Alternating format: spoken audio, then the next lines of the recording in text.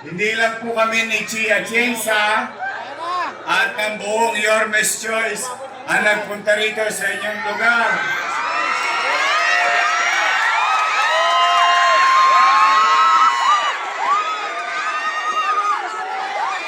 Sino sa tingin niyo bisita niyo ngayong gabi?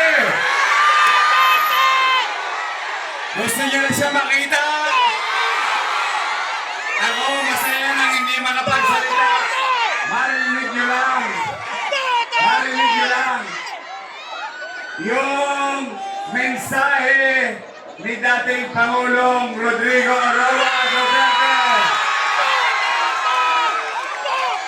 At yan ay hatid sa atin ng kanyang minamahal na anak.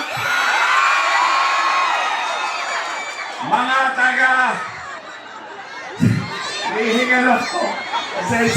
Sobrang excited ako para sa inyo kasi kahit na maliit itong lugar natin, pinasyalan tayo ng mabait nating Vice President Sara Duterte!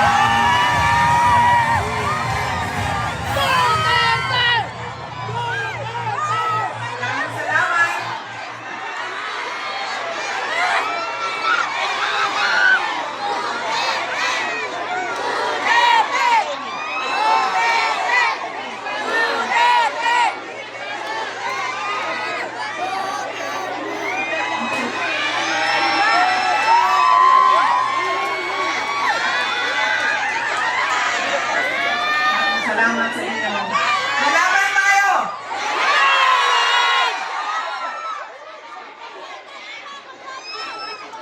Mga kababayan, Assalamualaikum warahmatullahi wabarakatuh. Madayaw, kumayong gabi, kaninyong tanan. Magandang gabi sa inyo lahat.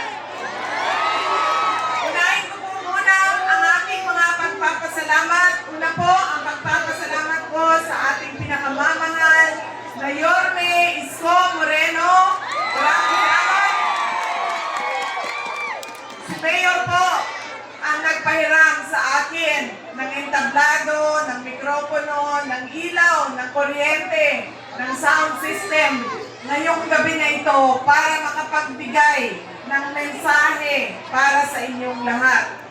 Pangalawa, pagpapasalamat ko mula po sa akin para sa inyong lahat. Marami sa inyo ang hindi na naghapunan, hindi na nagluto, hindi na naglaba, galing pa trabaho, kanina pang hapon, mainit, nandito para makinig sa aming mga mensahe para sa bayan. Maraming salamat po sa inyong lahat.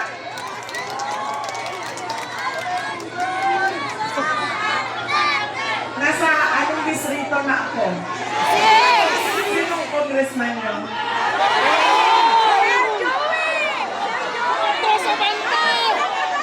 Unahin ko po muna ang aking mga pagpapasalamat. Darating tayo dyan.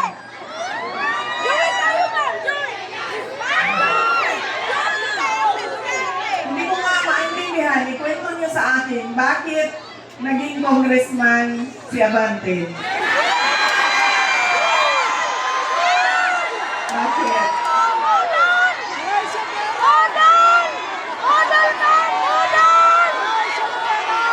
Siya din ba may kasalanan? Hindi.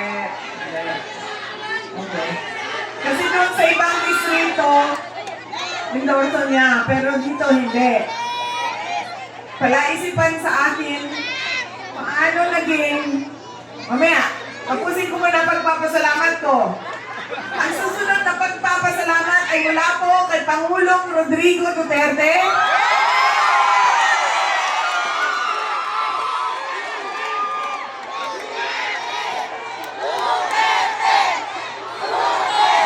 Puso po ang pagpapasalamat niya sa inyong pagmamahal, sa inyong patuloy na pagsuporta, at sa inyong pag-celebrate ng birthday niya noong nakaraang March 2028. Maraming salamat, mga kababayan.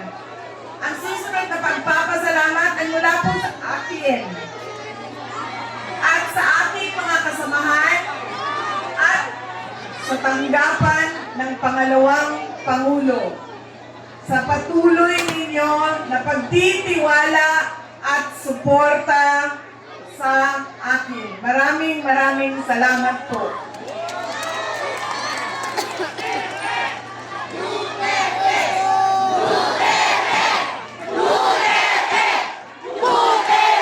Maraming salamat po.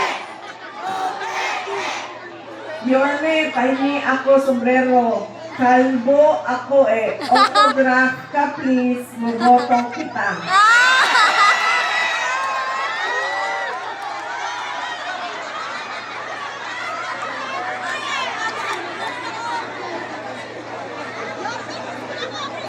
Ayan.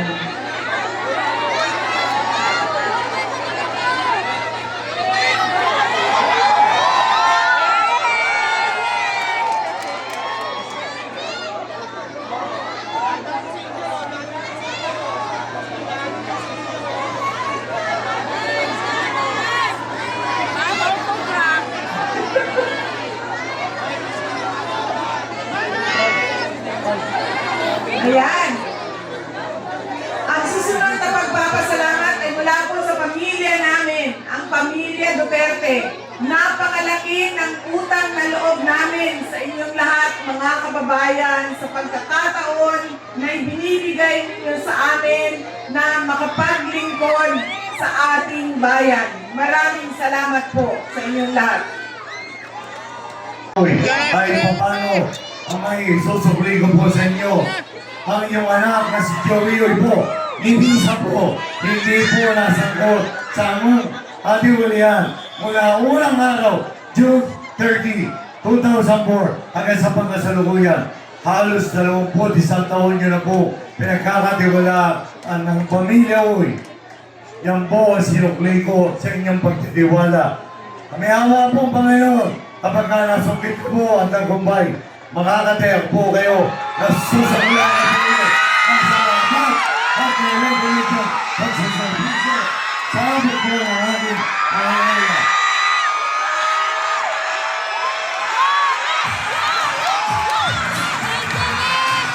Esto Moreno de la Costa.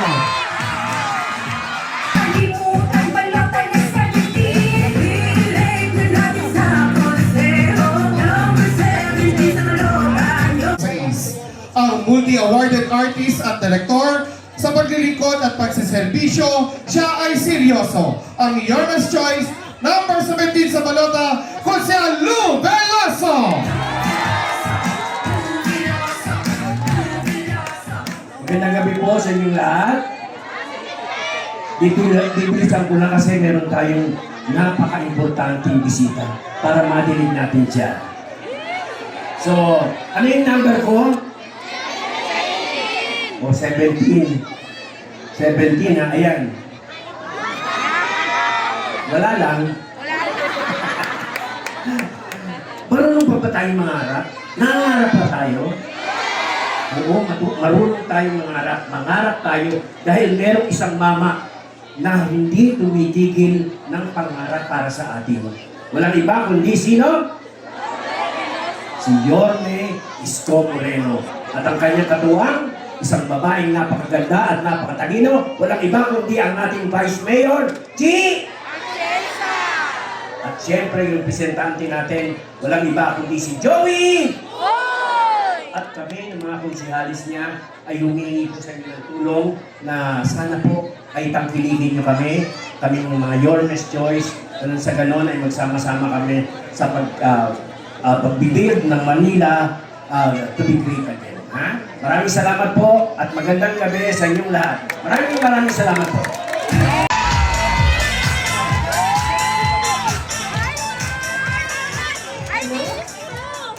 Magandang gabi po sa inyo lahat. Ang swerte ng punta. Kasi una, dumating dito si dating Mayor Atienza. Alam nyo, yung buhay party list ay pinaglaban ang kapakanan ng pamilya at mga kabataan. And nakasama ko si Lito Atienza matagal sa Kongreso. Ang galing niya. Kaya niyang patahimikin yung mayorya dahil pag ikaw ay bunga ng conviction na mula sa puso, guided by God, hindi mo pwedeng kalabanin ang argumento niya. Dapat lang tulungan natin ang buhay party list. Pangalawa, si Manny Pacquiao. Kampiyon ng buong Pilipinas. Pinagmamalaki natin ang pagiging isang Pilipino dahil sa mga naging tagumpay niya. At siya'y nakasama ko sa Senado, kahit hindi diretsong English niya, hindi importanteng diretsong English, importante na intindihan niya ang tibok ng puso ng mamayan, lalong-lalo na sa laylayan. Yan po, si Manny Pacquiao. Okay ba si Manny sa inyo? Hindi kayo natalo ng binoto natin siyang senador.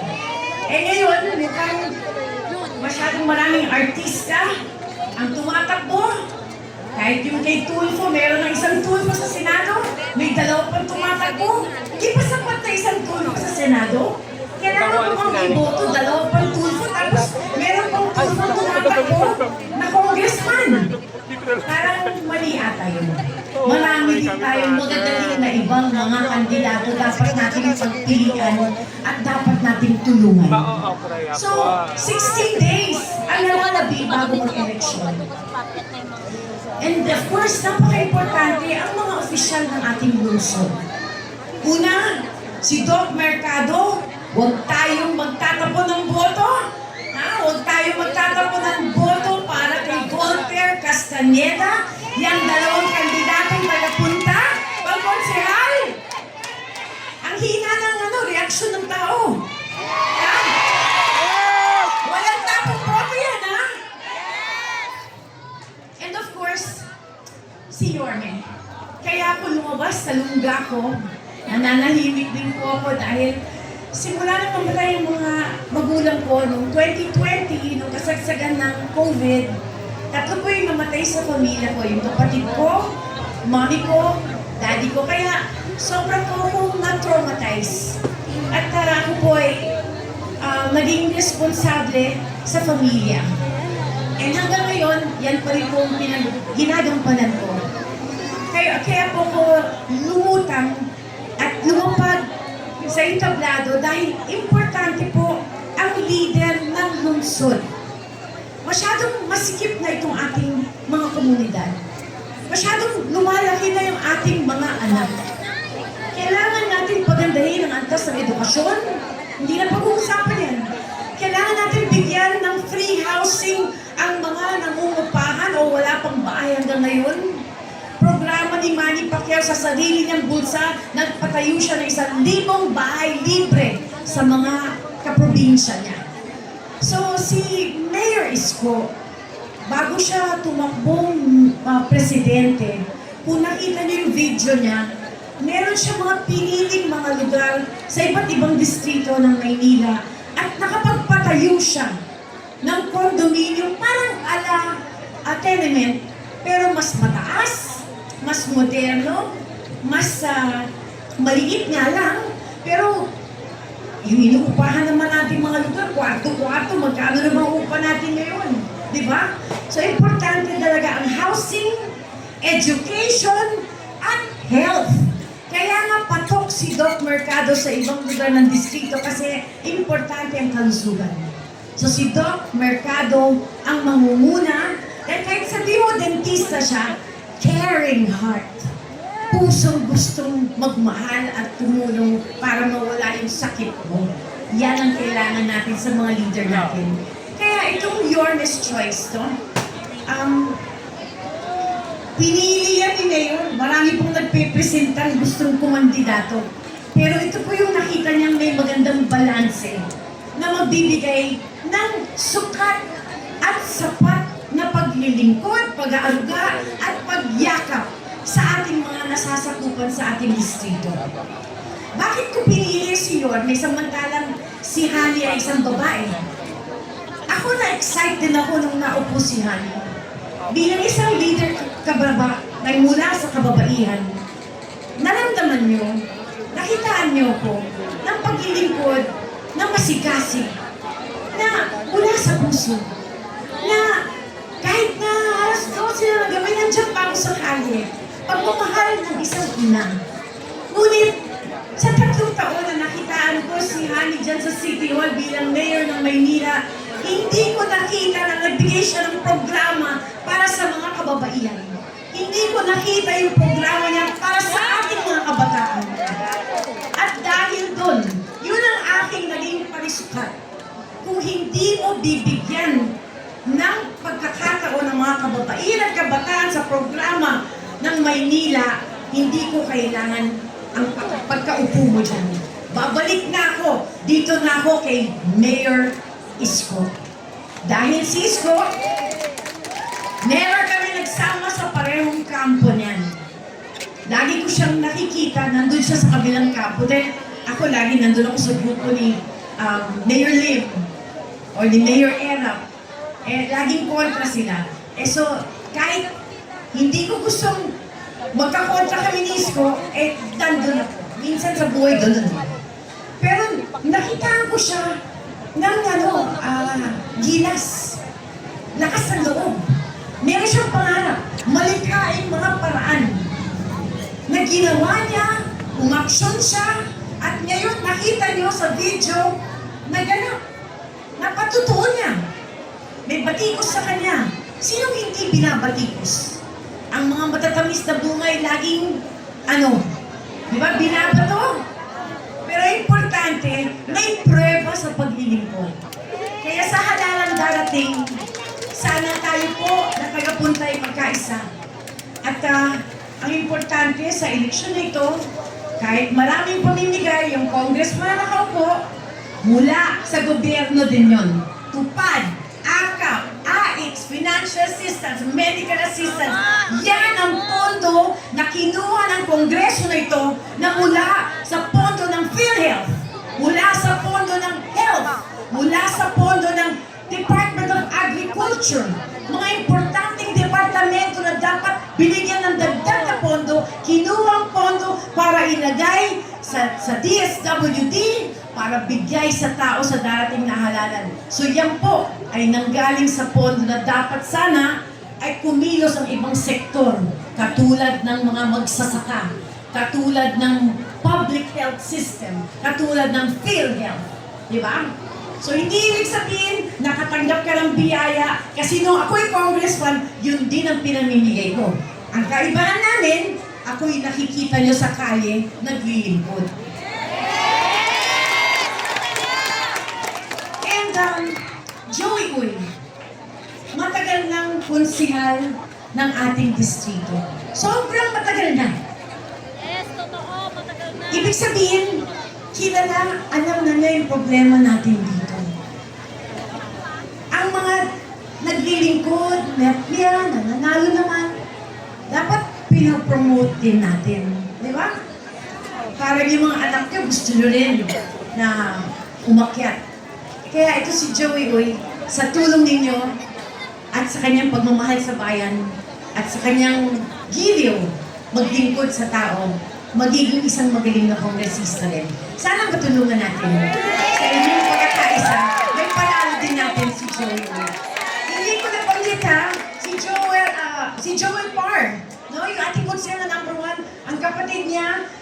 si Elmer going for second term.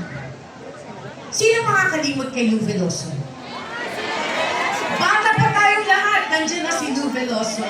Hanggang ngayon, ha? So huwag natin kalimutan, Lou Veloso, para konsyal ng ating distrito. Si Kid Marasigan, malaking puso, may kakayahan, generous. Kailangan natin ng konsyal na generous dahil marami talagang kumakatok, nangangalabit tenge. Pero huwag na muna natin hingan siya ngayon dahil ang laki ng gastos kumandidato. Ibig sabihin, pag nanalo si Kid, hindi siya tatalikod, hindi siya magtatago. Yun ang importante sa mga hinahalal natin. Naaasahan natin. Katulad ni Kaloy, Castaneda, tumitig ka ng Kaloy. Hindi yung mga ito si Kaloy. Kasi, alam ng mga barangay captain, hindi siya makahindi. Humihingi yung kapitan para sa mga barangay nila. Kaya huwag natin kalilimutan yung inaanak ko, ha? Yung inaanak ko, nasa inaanak ko? Si Volker. Huwag yung tanongin ko yung taon niya kasi mabubuking yung edad ko. So kanina pa niya ako sinasabing time, sabi, hindi mo maalam sikat ako dito? Biro na. Kaya ibig sabihin, dahil marami akong kakilala dito, ay pwede ko kayong pakiusapan. So para sa ating lungsod, Mayor's Choice, Isko Moreno, Chi, Joey Uy, at yung aming aning na konsyal. At ang huli kong pakiusap,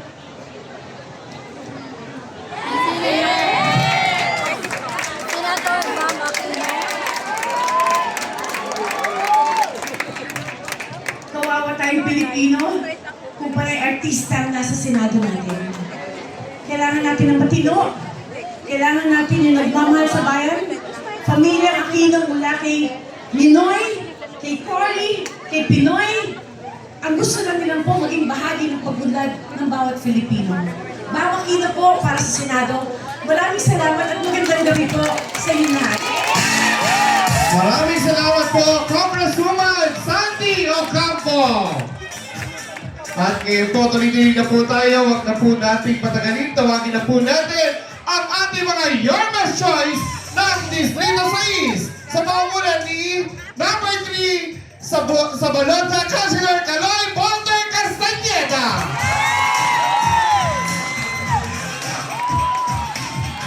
Number 8 sa Balota, Councilor Kid Marasigan.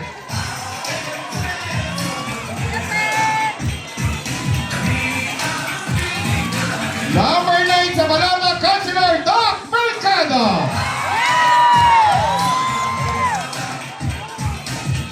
Number 11 sa Balota, Councilor Emel Par. Number 15 sa Balota, Councilor Christian Joey Uy. Number 17 sa Balota, Councilor Lou Veloso. At Distrito 6, maiba naman, number 2 sa Balota, Congressman Joey Uy.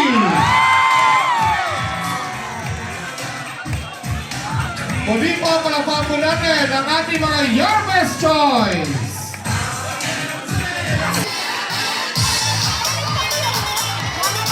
Maraming salamat po, palakpakan po natin. Number 63 sa Balota, Buhay Party List, Congressman Lito Atienza.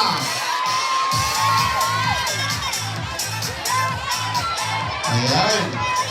Okay po, we'd like to acknowledge the presence ng ating magiting na Senador, Senator Manny Pacquiao.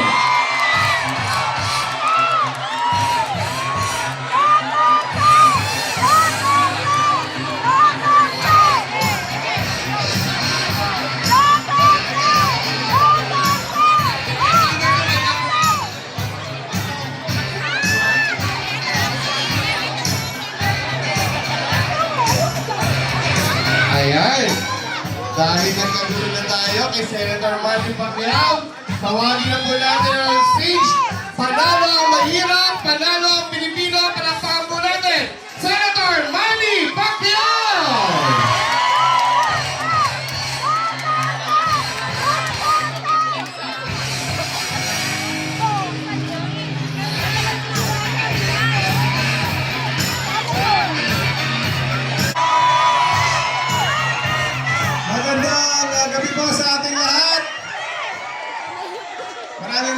salamat po sa inyong mainit na pagtanggap sa akin ngayong gabi dito.